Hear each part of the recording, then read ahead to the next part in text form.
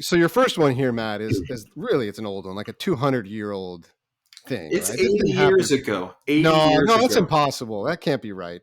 No, I have the link to it. Okay, No, 80 years ago. I'm just kidding. I'm setting it up for you. 1944. The first presidency instructs the Hotel Utah to stop serving liquor. Isn't that fascinating? That was only 80 years ago? Yeah. That is fascinating. That's after Prohibition. After Prohibition. Isn't that fascinating? Mornings are better with a warm beverage, even for Latter-day Saints. Meet Postum, the ideal coffee alternative and proud sponsor of This Week in Mormons podcast. Spotted on the coffee aisle at Smith's Grocery or at your local nearby store. Can't locate it? No worries. Order it at postum.com. Explore delicious recipes to tailor your Postum experience. Start your day off right with Postum.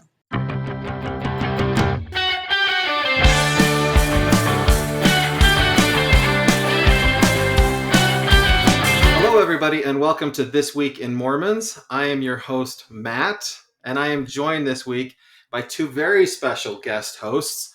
They co-host the Real Mormonism podcast with me.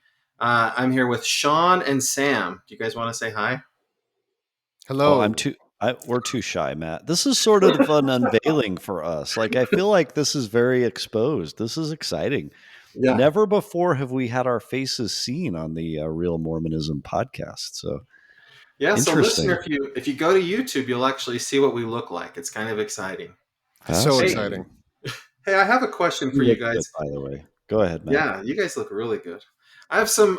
These are like some kind of like moral dilemmas I've had, and I just wonder if you could help me with. There's two things that have happened this week that I've been struggling with. Okay, so the first one is this. I ordered a new phone case, and then I took a trip to Yellowstone National Park, and while we were away, the phone case got delivered to my house, and I came home, and I'm not joking, my dog ate it. The dog opened up the package, chewed up the phone case, ate it, and then buried the phone case. And my inclination is to like return it to Amazon and say like, "Hey, I never got this." Is that as the righteous, upstanding person you are with a high moral bar, a package that was delivered securely to your home and torn apart by your dog, you own the dog, you're going to return it? I have a question, Matt. Are you one of those people that buys a Christmas tree at Costco and then 5 years later returns that Costco Christmas tree, or buys a mattress, a king-size mattress, and a decade later says, you know what, there's a little curve in the middle of this thing, it's going back?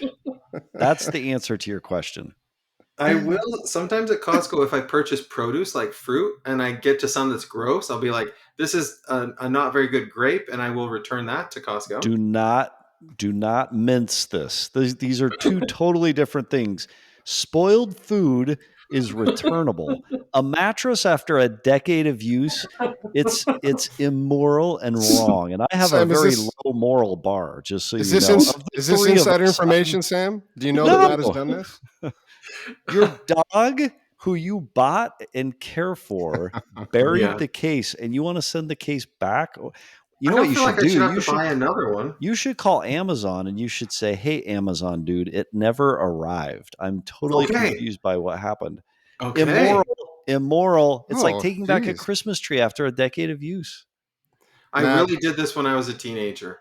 Of course, but in those days you were young and unafraid. Your mind was malleable. It was clay. It was not fully formed. But now as an adult with a high moral compass, how can you even ask this question on a religious podcast?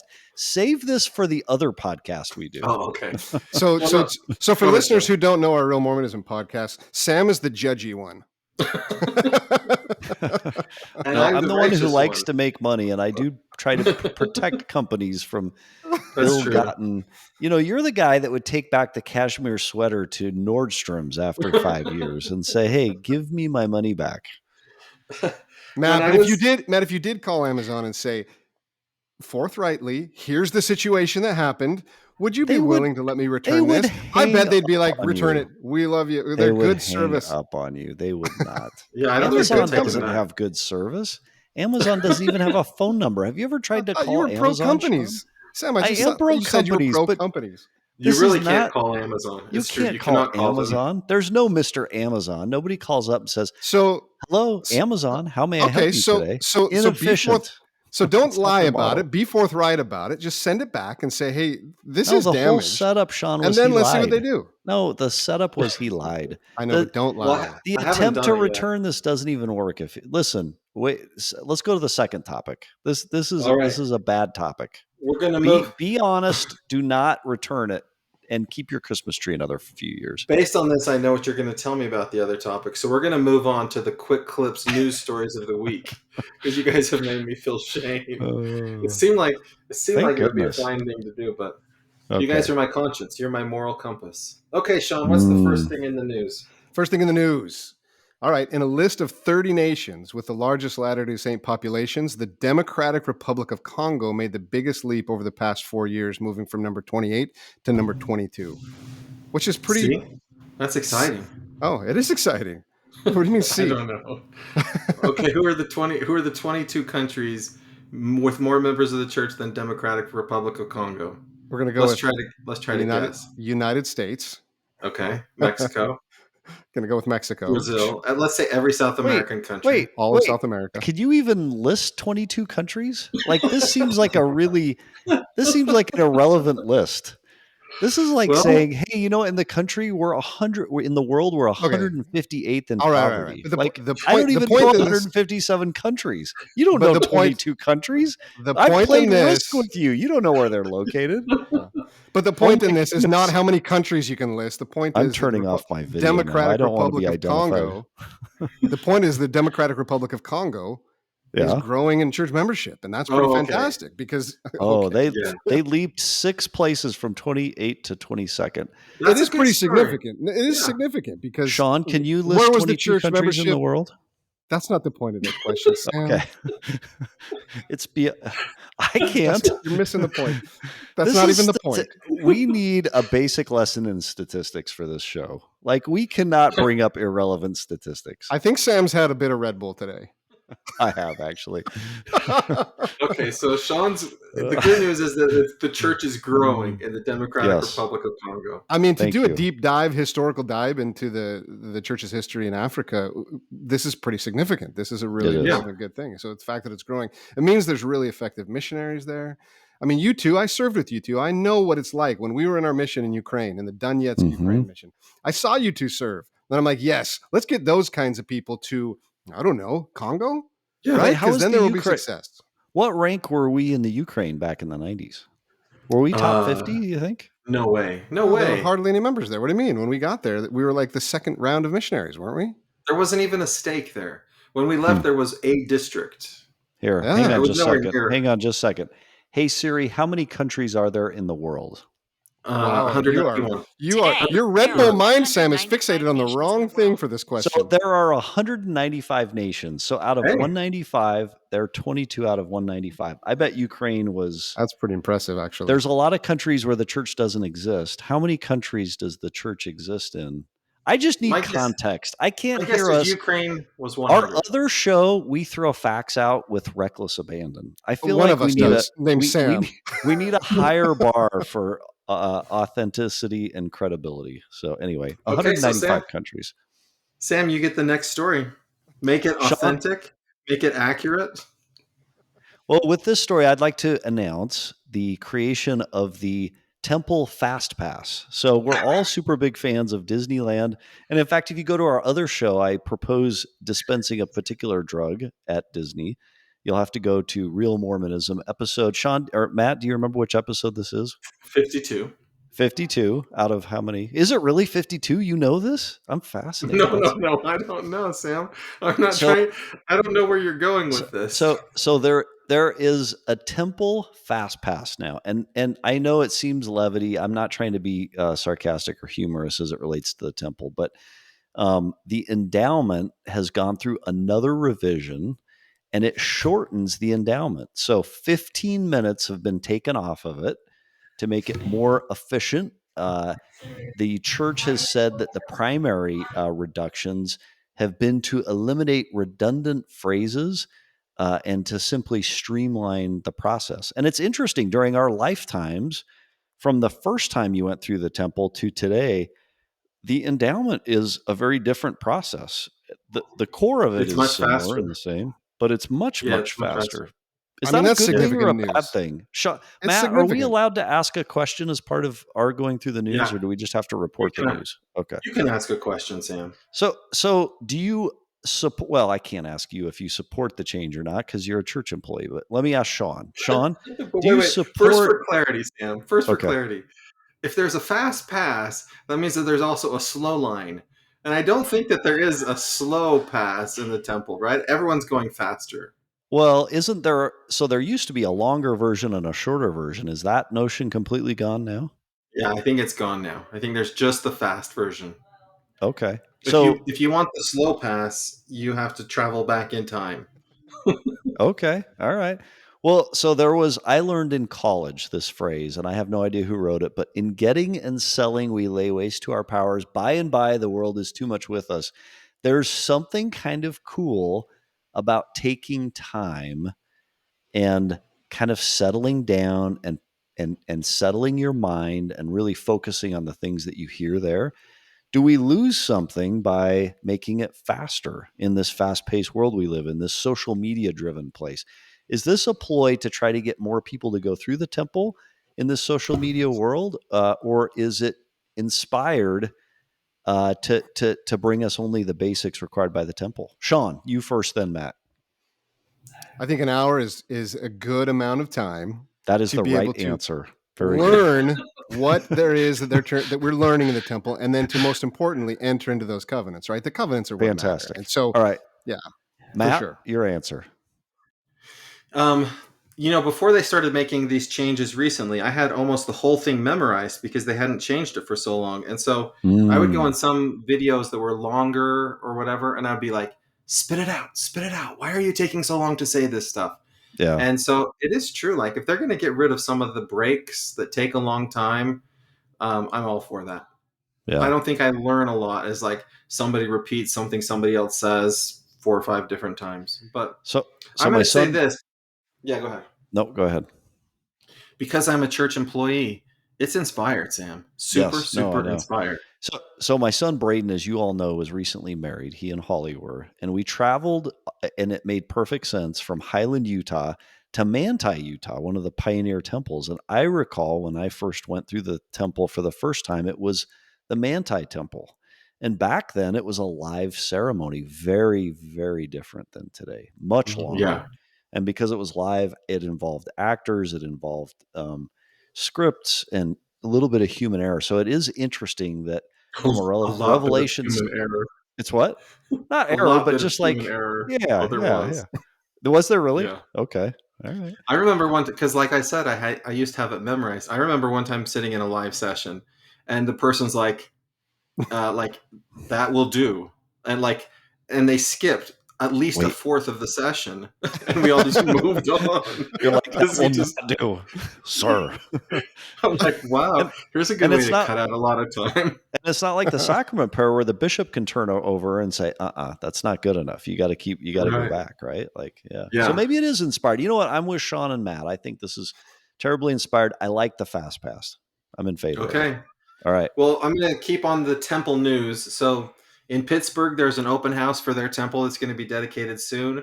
In Las Vegas, the city council approved the building of a temple, but now some members of the community are upset and are going to sue. In Tulsa, Oklahoma, they announced the location of the temple. And in Fairview, Texas, the city council didn't approve the temple, and now members of church are suing the city to try to get the temple built in Fairview, Texas. So that's the quick rundown of temple news. Interesting. And good news. All right, next up. FAIR conference just happened, right? Any of you guys know what the FAIR conference is? You know what FAIR stands for? FAIR. Do you know what that stands for, Sam? Faithful. No, you don't. Attendance. I do. Look at him type. What does it stand for? What does it stand Review. for? Wait, do you want me to tell you what it means? Sure. Type a little faster, though, would you? No, FAIR LDS. Faithful answers, informed response. Sorry, that's right. I stole your thunder.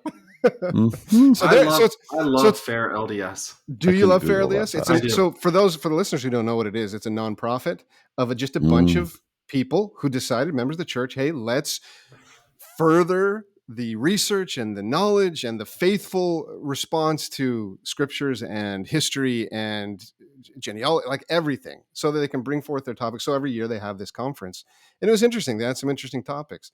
Do you think that's a good thing, or should we say, hey, Very, very good.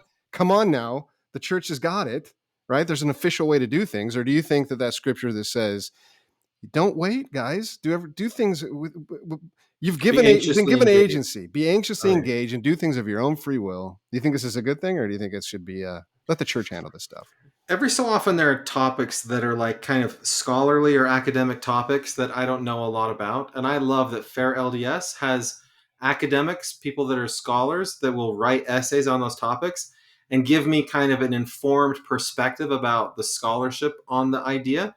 But it's also from a faithful perspective. They're trying to build faith as they discuss the scholarship. Matt, in your religious approach, do you enjoy the apologist approach? Like apologism is, I'm going to go use history and facts and proof to, I guess, kind of defend my faith. I've always been a little leery of that because I'm like, well, the scriptures kind of clearly teach that we learn spiritual things through a spiritual process, right? The Holy Ghost can teach me the truth of things without me seeing or knowing or having geological facts or knowing a lot about various ancient languages.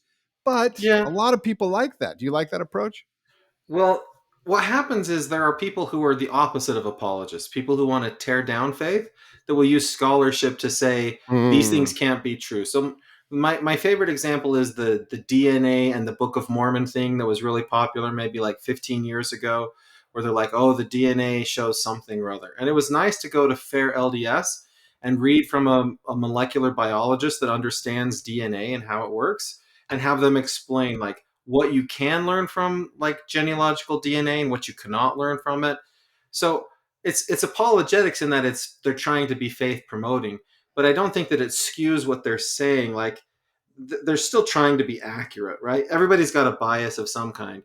And so when you're trying to find accurate information, I think you can get stuff from biased sources on a side that disagrees with the church, but it's nice to know that there's a source of people that agree with the church that are going to tell you what the scholarship says. I could go with that. If you're using it as a way to defend things against other scholarship that's trying to prove it wrong, that's interesting, right? Because then if you're uncovering unbiased facts that may be faith promoting, that's great. And it also discovers perhaps things that aren't quite as favorable to the church, which causes you to go into a diligent, deep spiritual dive to get those kinds of answers, which is healthy too. Yeah. My favorite thing that they have on their website is they've got something about polygamy. And so there are so many things you can hear about polygamy on the internet. And they have like, it's all sourced, right? Here's the source material about all of these various stories about so-and-so polygamists and who they were married to and when they got married. And so I just appreciate having a source where I can go to and at least try and find some kind of accurate information that's not trying to tear down my faith. That's why I like it. Nice. Yeah. Okay. Good. All right, Sam, you're up next. All right. So we all know the Olympics just concluded in Paris, France. And the church news reports that the most Olympic athletes who are LDS participated this time. Guess the number. Not 10. Well, I can see what it is. I'm going to say more than 10. It's more than 12. 12 would make like a quorum. It's 13. 13. Taylor Swift's lucky number. Yeah, that's right. And Taylor Swift is not one of those. Guess who the most famous Olympic athlete in my mind was? And he performed miserably. Bryce Harper. Jimmer Fredette. Oh, yeah. That was a terrible performance. Poor Jimmer. So he played 3-on-3 basketball team. Guess who I think is one of the most interesting? Alexi Lagan. So we all saw the memes of that dude who went and shot a gun. From what country was he from? Turkey? Dude just walked up to the thing, pulled his pistol out, shot, won silver maybe? Ate a sandwich, smoked a cigarette. That was amazing. Finished 25th. She did not compete with him in the 10-meter air pistol qualification event. But she's from Boulder City, Nevada. There's a bunch of other interesting church members, including some from Fiji, which is kind of fun. I thought your favorite LDS Olympian was that huge wrestler from like Nephi or something like that. Remember, what was his name? Rulon something? Rulon. That guy was awesome, Sam. Do you remember that guy? He was he was a nice guy. He was, He could beat up anyone, Sam. Could he? Yeah. Isn't that how you judge a good Olympian, if they can beat people up? The great story about him was just the come from behind. Like, it was an American story. It was an American dream, right? Like, he beat the Russians in a sport when no one beats the Russians, at a time when no one beat the Russians. So as cool as Jimmer is, we all like Jimmer. Yeah, Rulon had that epic story. Yeah. So Connor Mance is from Cache Valley, Utah. He won the Olympic trials. He's a fast runner. So I was watching a little bit of him in the marathon. Their 5K speed in the marathon was as fast as, like, if you were running in college, like the national champions 5K. Like, their marathon speed, they ran for 2 hours at the same speed that a college athlete would, like, run a 10K. Like, super fast. They're basically, like, for me, it would be sprinting the whole time for 2 hours. And for Connor, that was good enough to come in 8th place in the world. I just thought, these people are phenomenal. Like, the way they run and how long they run. I couldn't Matt, don't put yourself down. Look, when we were in Ukraine and it would be super snowy, we'd be walking, you'd be walking in front of me. And every time you would hit a slick patch, you had a technique that is Olympic level technique. What was your technique, Matt? You'd go, I can't land on my wrists or my head. You would put your arms on the chest, and then you'd switch your body so you just land on your back. That's right. So it happened like 5 or 10 times. We'd be walking, all of a sudden you're on your back looking at me. I'm like, what a technique. That's Olympian level. Come on. I learned that in football. You learn how to take a fall, Sean. How to take a fall and not get hurt. Nice. Okay, my story is even faster. The church has announced a special broadcast for President Nelson's 100th birthday. I know that there have been lots of news stories about this in the last couple of weeks, but now you can follow the link in the show notes and you can see exactly where the broadcast will happen on September 8th or 9th. I can't remember when it is. Do you want to predict who will participate? Who will be the special musical guest at that broadcast? There has to be a musical guest for a birthday. Marilyn President Monroe. Hinckley had someone. No. That's conspiracy theory. Is there going to be somebody who can sing a Happy Birthday, Mr. President, the way Marilyn Monroe did back in the day? Oh, that would be interesting. Do you have a prediction, Sam? No, I think we've been thrown off the show now. You can't predict Marilyn Monroe singing JFK style to President Nelson. That's irreverent, disrespectful. Matt, this is not the right show. You're remembering the wrong show. This is our other show. To all of our listeners, we deeply apologize for having offended everyone who's left. Sam, you have probably seen the hologram Michael Jackson show in Las Vegas. Yes. Could you imagine the hologram Marilyn Monroe, Happy Birthday, President Nelson? Yes. That would be so good.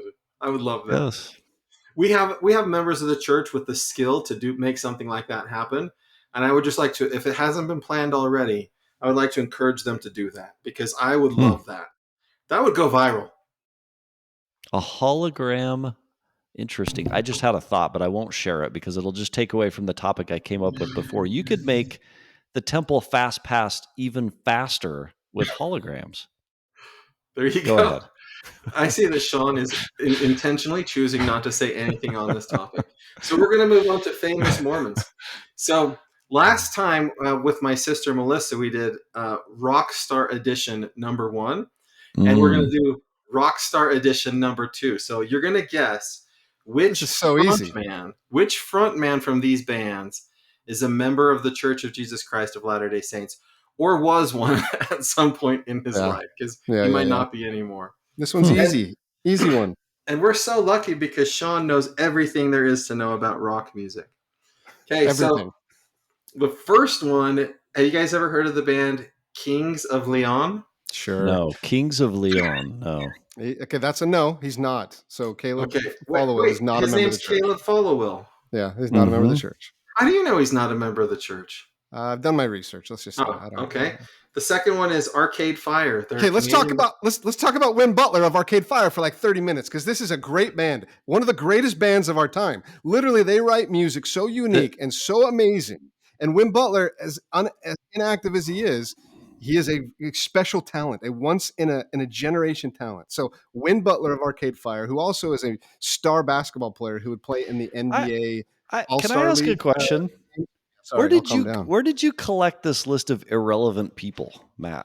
Like, they're not irrelevant. How dare you? I don't know. I'm very diverse Arcade Fire is really... in my musical You're not taste. at all diverse. If you don't know Arcade Fire, Sam, you are not taste. diverse at all. Kings of Leon, I've never heard of. Arcade Fire. Sam, list the last three concerts you've gone to, and let's see how diverse you are. Let's see if these are mainstream bands. Go. Rufus Du Sol. U2. Oh no, that was not part of the last three. No. Oh, okay, last three. I've never heard of Rufus Du Sol. Okay, that's diverse. I never heard of him. Is 1975 diverse? That's diverse. Is that a band? Sure. Yeah, they're diverse. Sure, oh my sure. goodness.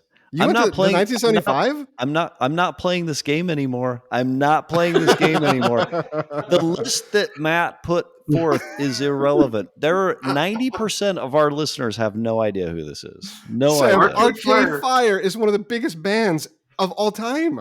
Yeah. Arcade Fire? Arcade Fire. I would sing their song for you, but it wouldn't do justice. So many.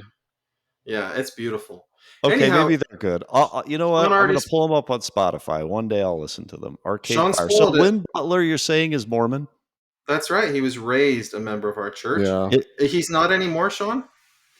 Well, I don't think he's active, just based on a lot of things, but I'm not going to judge that. Wait, which things based on? No? Okay. he got canceled. He got canceled about a year and a half ago because of the Me Too movement. So... Also because he's a rock star and they live a lifestyle not conducive to the commandments, oftentimes. I don't know about that. Wait, are you judging rock stars just because of? I am. What about Gladys Knight? Gladys Knight, there is no bigger rock star than Gladys Knight. You take that back. She's not a rock star. Gladys Knight is not rock star. She's a beautiful... Yeah, Sam. Gladys Knight and the Pips would be Motown, right? Sam, is this is mainstream enough for you? Arcade Fire nominated for 3 Grammy Awards, Album of the Year, Best Rock Performance by a Duo, Group, or Vocalist, Best Alternative Music Album. Like, they got lots of awards. But did they win an Oscar? Did they win an Oscar? That's the movies. Okay. Hey, you guys, that was very interesting. Famous Mormons. And next time I'm going to pick a topic that Sam knows a little bit more about. It'll be famous Mormons that were in 1970 films. Yes. No, try. How about richest, wealthiest LDS? Hey, there you go. Thank you. People that are trying hard and are making a difference in the world. Thank you. Yes. Famous Mormons from the silent era of films. Not Charlie Chaplin. Okay. All right. So we're going to do big deal, little deal, no deal. This is the way it works. So you're going to tell us the headline and then you count down 3, 2, 1. And then we all say if we think it's a big deal, little deal, or no deal at the same time. And then we explain why we said what we said. So before we say our headline, can we say I object? Because you assigned these headlines, and the fact you assigned me the headline you assigned me is offensive. Oh, really? Harris? Okay. Harris? Well, Kamala? Kamala Harris. She's been the vice president for 4 years. Kamala. Okay. All right. Yes, are we ready? And I'll go. You get to decide. You can say it's a big deal, or you can say it's no deal if you want, Sam. Okay. You go first. I was the one judging it. Okay, never mind. No, we all judge it. You get to say whatever you want to say based on what the headline. Okay. So can I tell the headline and then give my opinion? Yeah. Okay. All right. Here we go. Tell me when to go. Go now. Is there a countdown? Is there a drum roll? Is there some sort of a big fanfare? Oh my gosh. No, you just say it. Here we go. This is my headline. Mormons are organizing for Harris and they could swing the 2024 election. No deal. And here's the reason. There is you're supposed to count down so we all say what it is. All right, never mind. Go 3, 2, 1. Mormons are organizing for Harris and they could swing the 24 election. 3, 2, 1. Big deal. Little deal. It's no deal. It's not a... Listen, none of the states where Mormons could organize ever run the risk of going Democrat. It's irrelevant. They may as well just vote for Mickey Mouse, let alone Camilla, right? And I know Kamala. You love Kamala, Matt. I do. I know you're super pro-Democrat, but there's not a world in which a vote in Mormondom in Utah, in Idaho, in Arizona. That's all about Arizona, Sam. Are there enough Mormon voters in Arizona to swing the electorate in Arizona? 6% of the electorate are members of the church. Oh, okay, so you think it's a big deal? No. You think that 6% is going to fill the margin of error and that it's going to swing it Democrat? Mormons? Sean thinks it's a big deal. We'll let Sean say why it's a big deal. Go ahead. It's just a very public, like traditionally members of the church have felt inclined to be Republicans. And so this kicks that, which is a good thing. I say loyalty to any of these dumb political parties is ridiculous. So vote your conscience. So if you're in Arizona and you don't like Trump, vote Kamala. Like gather and put your voice out there. And if you like Trump, Sam, go promote it. So I think it's a big deal because you don't traditionally get LDS people getting out to promote a Democrat, but I think that's a healthy thing. So diving deeper into the headline, the total number of potential Mormon voters that might swing to her is 18%. Oh, so that's doesn't. Big. That's 18,000 new votes, more than the 10,000 that Biden. It's not. Yeah. It's not going to. The reason I say it's a little deal is because members of our church who are Republican and don't like Donald Trump, they're not going to vote for Kamala Harris, in my opinion. A few of them might, but if they don't like Donald Trump and they're Republican, they're probably going to vote for a third-party candidate. So it doesn't necessarily help Kamala Harris, the fact that Mormons maybe don't love Donald Trump. That's why I said little deal. Okay, also, in the end, Arizona's not going to matter that much. Okay. Wait, you just said they did. No, take that back, sir. It was based on the headline. Okay, Sean, you're up next. Hey, Sam, that was a really good first go at this. Good job, Sam. The next time we do this, I'd like a drum roll. Okay. Hey, Sam, let me demonstrate a little bit how simple this should have been. Okay. The internet is blaming Mormons for this dirty Idaho TikTok trend. And there's a couple of videos that show it's basically adding a bunch of stuff to soda. Ready? Big deal, little deal, or no deal. 1, 2, 3. Zero deal. No deal. Big deal. Anything that happens and resides in TikTok, it's driven by free market, endorsed by the Chinese, and it's a huge deal. This is a big trend in Idaho. It's fun. By the way, Idaho and Utah are to blame for this dirty soda. You guys call it dirty. I'm not from your state. So you call it, what do you call it? Dirty soda? It's called dirty soda. You take dirty caffeinated soda. Yeah. You mix it with some dairy products. Mm-hmm. And now you've got and somebody says coffee creamer, but you got dirty soda. It's like swig, right? That's what swig. So where I live in California. Whenever I tell people about swig or this concept, they have no clue what they're baffled. And so the best explanation I give, you tell me if this is a good explanation. I say, hey, here in California, your vices are alcohol, marijuana. In Utah, they have to have other vices. So this is their vice. No, that's a bad explanation. Okay, tell me what the real reason is. So is not sugar, excessive sugar to the extent like having a build? Yes. It's a vice equal to the other two you're listing.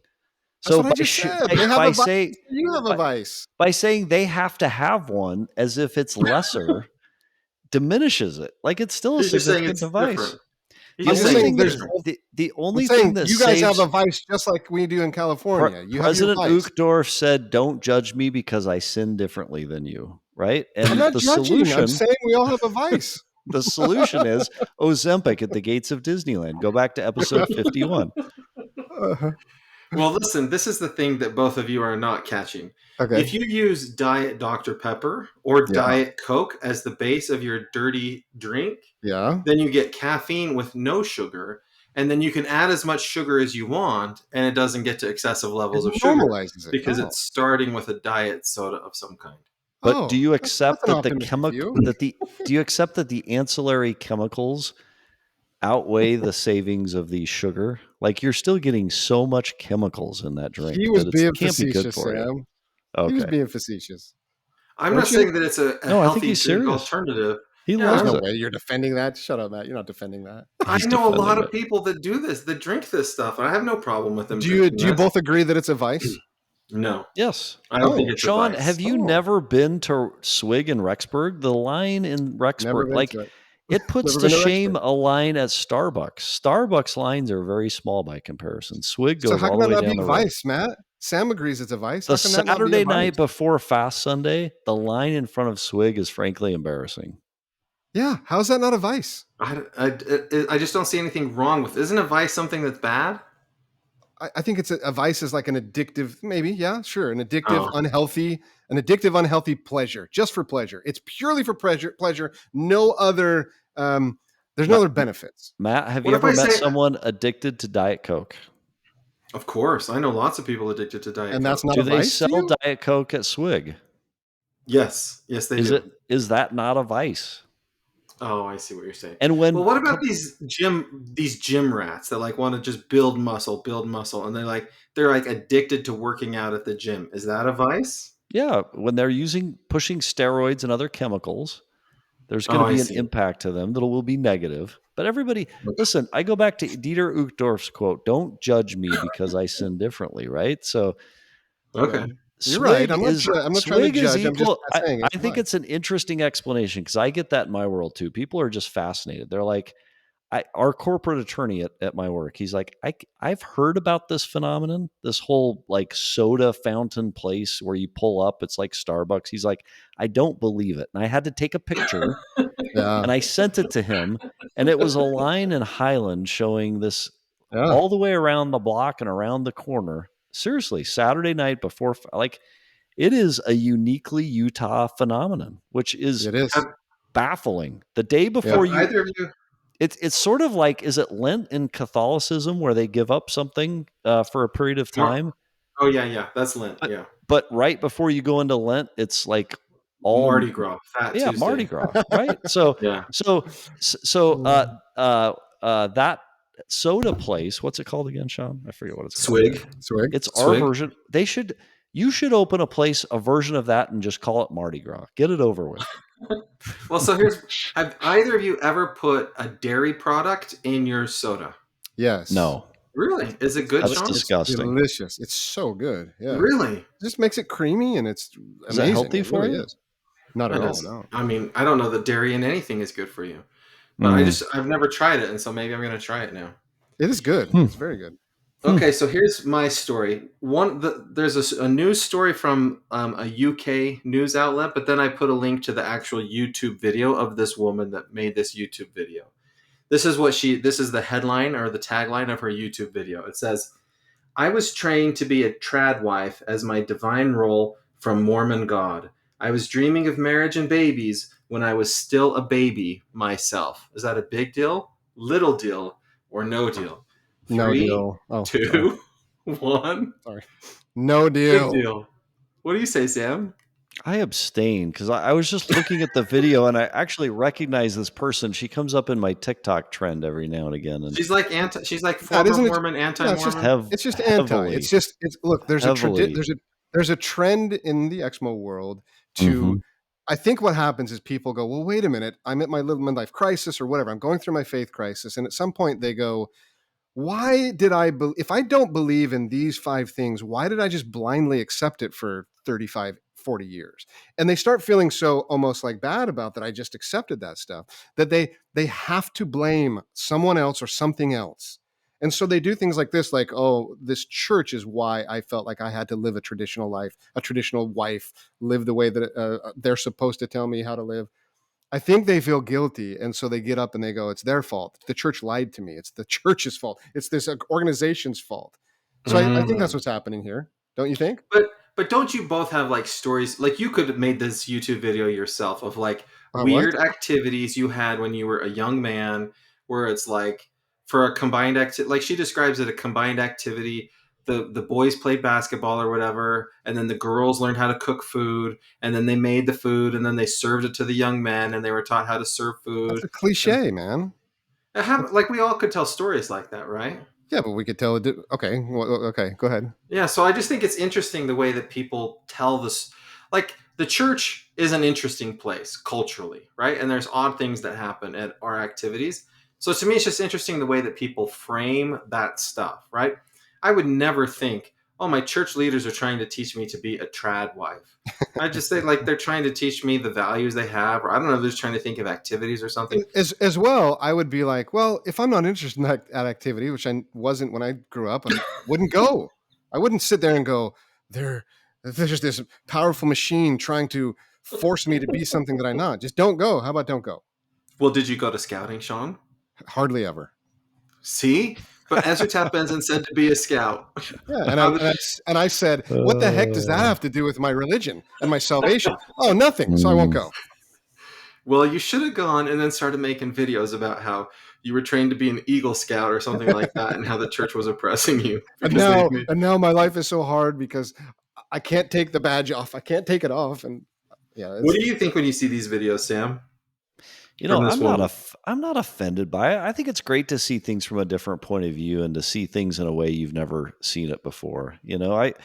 I mentioned you're a trad husband then. I don't even understand. I don't understand what that means, but I'll give you an example. I mentioned, Braden recently getting married. Like I was describing it to people at work, and people in my social circle that aren't members, don't understand or know the church, explained the whole marriage piece, then explained, the fact we do these receptions after.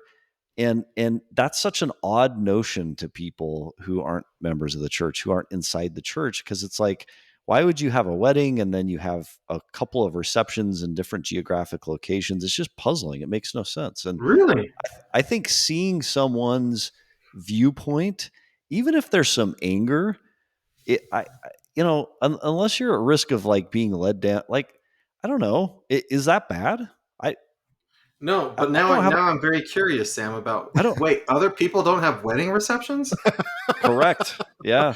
Come on. It's interesting. I haven't run into that many people that understand what on earth you do at a reception. They're like, wait, really? You have a wedding and then you have a big party, right? Like, and it's a one-time party and then you move on with life. You don't do a couple different things. You don't do a couple different things where people show up and shake hands in white shirts and say hello to each other and then people go home. Like it's, we don't know how to party. That's what they're telling you. We don't know how to party. There is no question that we don't know how to party. We're supposed to have an open bar. Which is changing because of SWIG. SWIG is helping you Utahns know how to party. For them, yeah. Oh, what if you had SWIG sponsor your reception? Then your friends would get it, Sam. Actually, so Braden had ice cream, so that's very, very, very close. So yeah. Nice. We should have spiked the ice cream with Dr. Pepper. And then we could have stirred it up and had a real party. Little known secret, it was. I'm surprised you didn't notice, but I don't know. Are you offended by this type of content? Like it does challenge, right?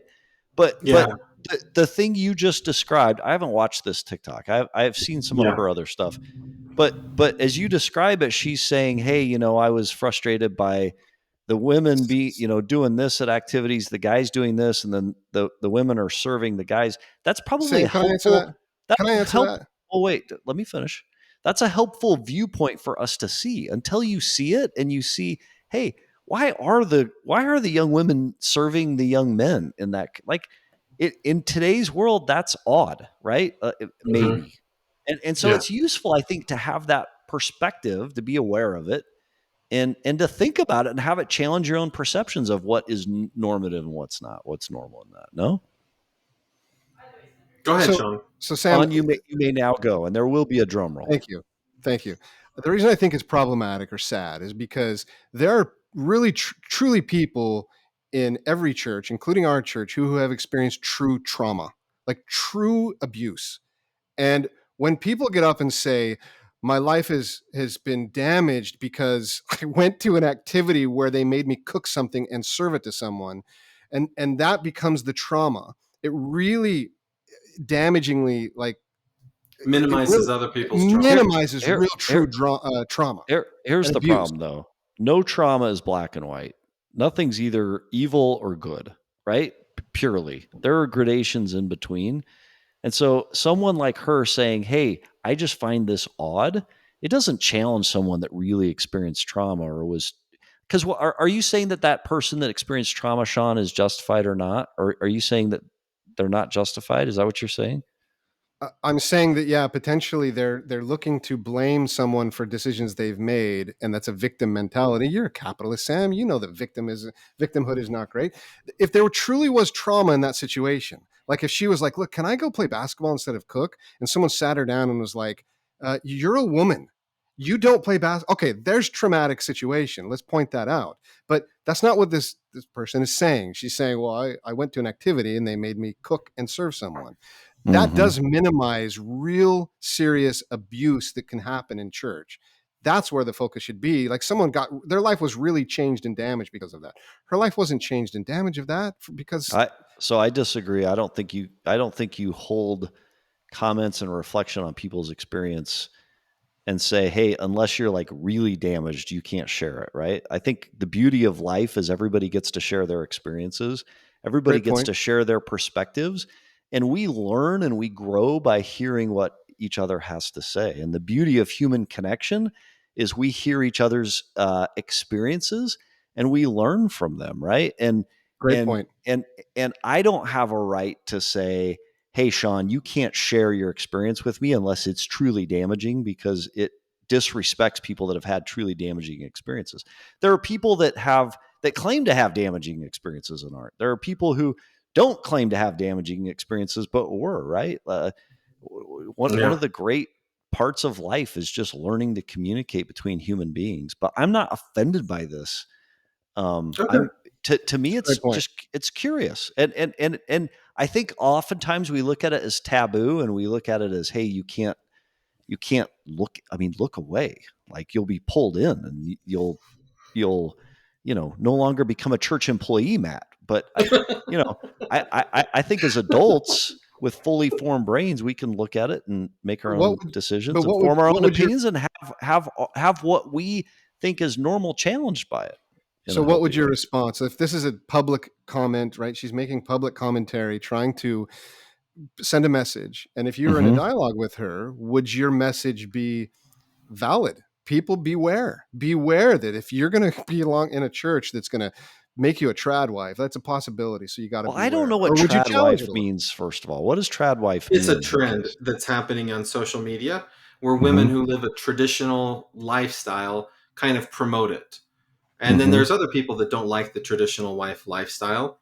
So it's just a category that people talk about. So is it fair to say but some people can choose it. Some people can say, hey, I decide not to go that way. Maybe she was a victim. Maybe she didn't know what she was getting into. Well, no. I know I've seen one of her videos where she wrote a book and she decided to go place this book inside the BYU bookstore for someone else unsuspecting to come on. And it was amusing to me because it's like, really? You're going to put sunglasses on and a fake beard, and you're going to walk into the BYU bookstore just so you can put a book there? Like, to me, that's entertaining that someone would go to those lengths to try to do that, and why, right? Okay, so now we're going to move on to this week in Mormon history. The things that happened in Mormon history, and then we're going to discuss them if you want to. I think they're just kind of fun little stories. So your first one here, Matt, is really, it's an old one, like a 200-year-old thing. It's right? 80 years ago. 80 no, years ago. That's impossible. That can't be right. No, I have the link to it. Okay, 80 years ago. I'm just kidding. I'm setting it up for you. 1944. The first presidency instructs the Hotel Utah to stop serving liquor. Isn't that fascinating? That was only 80 years ago? Yeah. That is fascinating. That's after Prohibition. After Prohibition. Isn't that fascinating? Yeah. Yeah. That's awesome. I had a friend a while back that owned a restaurant, and I would say most of his profit came from serving alcohol.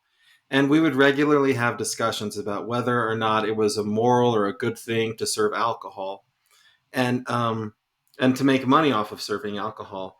And I just think he probably would have liked to have this little fact, right? That the Hotel Utah was selling alcohol for a long, long time before they were told to stop serving alcohol. I mean, isn't it a personal choice though? Like remember when the Olympics in Salt Lake were there? I was working at that time for a company called Young Electric Sign Company. Great company, all LDS people, and they owned 70% of the big billboards all throughout Salt Lake.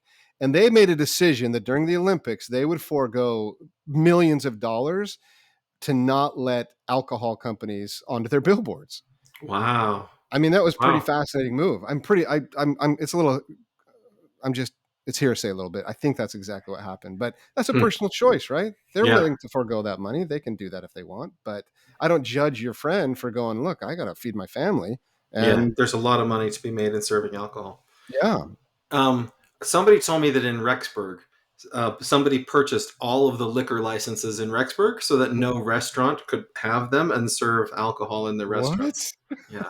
So the only restaurant that serves alcohol in Rexburg is Applebee's, And it's because it was outside of city limits when it got built. And so they were able to get this liquor license in order Sam, how does that suit your capitalist sensibilities?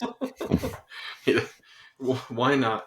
Okay, here's the next story. 135 years ago, the church purchases a ranch in Skull Valley, Tooele County, Utah, for Hawaiian Mormon immigrants. They named the community Iosepa, which means Joseph. Yeah. The colony continued until 1917. This was 1889 they did this. So I know a guy. So here in San Diego, there's a community in North San Diego County that's a lot of Hawaiians and Islanders, LDS. Mm-hmm. And there's a story, it's hearsay again, but there's a story of one family who came from there, and they eventually moved to here in Oceanside, but they decided to go back to Hawaii. And their response was, wow, I didn't get them and they didn't get me. In other words, the Hawaiian culture wasn't well preserved in, how do you say it? Iosepa. Iosepa. So you know people whose ancestors lived in Iosepa? I don't know them, but my father-in-law does. He was very close friends with them. Yeah, crazy. That's crazy. I had no idea that this ever happened. Imagine you immigrate to Utah, and they're like, you get to go live in Tooele County in Iosepa. I'd be like, well, why can't I be by the temple? Well, you like this city named Joseph. I don't know that that's how it went down. Oh, okay. But all right. Yeah, I don't know either. Yeah, okay, here's the last people where to live, but here's the last one. This is 95 years ago in 1929. Elder Yates of Church of Christ Temple Lot asks Heber J. Grant for permission to solicit donations for construction of a temple at Independence, Missouri. President Grant declines to assist in erecting a temple for a church with which we have no connection whatever. Wow. Have you guys ever seen the Church of Christ Temple Lot? Yeah. Yeah, if you go to Independence, there's the temple lot where the temple lot is, and there's a church that owns that temple lot, and that's their reason for the reason this is big news is because there is a kind of a contested section in the Doctrine and Covenants that talks about a prophecy, supposedly, that there will in a certain amount of time be a temple built on that Independence lot, and it was never built. So a lot of people go, well, that was a failed prophecy by Joseph Smith. Yeah. It says this generation will not pass until there will be a temple there. Yeah. And I've studied it. Anyway, it's interesting. Well, there's another section in the Doctrine and Covenants that explains that, right? That if you try to do it, and you're prevented. But don't you think it's interesting that the president of our church would say, no, you can't ask for money to build a temple because it won't be our temple, so we don't want a temple built. Isn't that interesting? Yeah, I mean, that makes sense to me, no? Not really. Oh, okay. It's not our temple. It has to. The quote that I love is he declines, quote, to assist in erecting a temple for a church with which we have no connection, whatever. So is the quote whatever, as in modern day, whatever? Whatever, man. I'm not building a church that we don't have any connection with, whatever. Or is it whatsoever? I think Heber J. Grant often talked like that. Whatever. Yeah, I don't think it's that interesting just because, we're not going to build a Buddhist temple. Okay. All right. Yeah. Hey, listen, history is sometimes super boring. I try really hard to find things that might be interesting. You did a great job. You did a great job. I get a strike on that one. That one didn't work. That was good. Hey, listener, thanks for joining us this week. Just a couple of things I want to remind you in closing. First, there's an interview with Garrett Batty that Melissa and I did that's up on the podcast. I know it's on YouTube right now.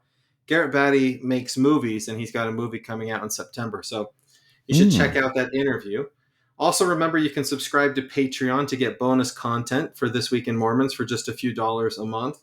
Not more importantly, but Sean, Sam, and I have another podcast that we do called Real Mormonism, and it is awesome.